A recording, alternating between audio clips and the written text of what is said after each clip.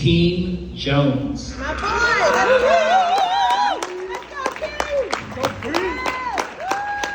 How do you decide what story you're gonna tell? Like, like I said, I'm pretty sure people come to you every day. Hey, bro, I know. Hey, man, you gotta talk to me. I'm telling you, man, this heavy. So, how do you decide what story needs to be told? Well, not needs to be told. What story you decide to tell? Well, it depends on, okay, how much is this going to cost? What's the fundraising plan? If there's a pretty good plan in place, but also I have to feel it. You know what I'm saying? Like when I came up with the Wilmington on Fire story, I just felt it. You know what I'm saying? Like this was the right thing to do.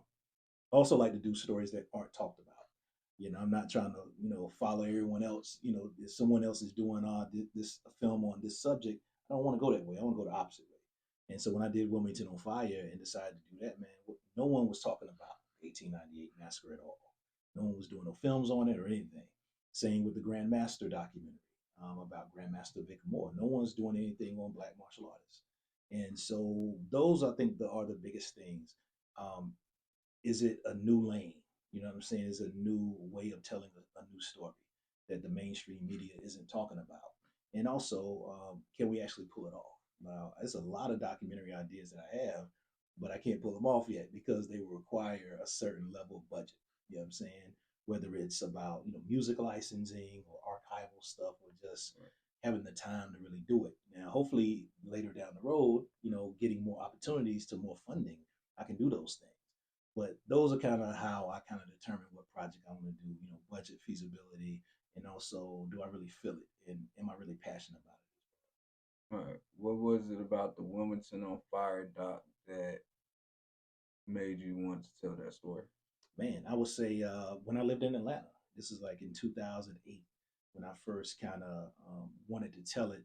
I've always kind of knew about the 1898 story, but it wasn't until I saw a documentary called Banished by Marco Williams.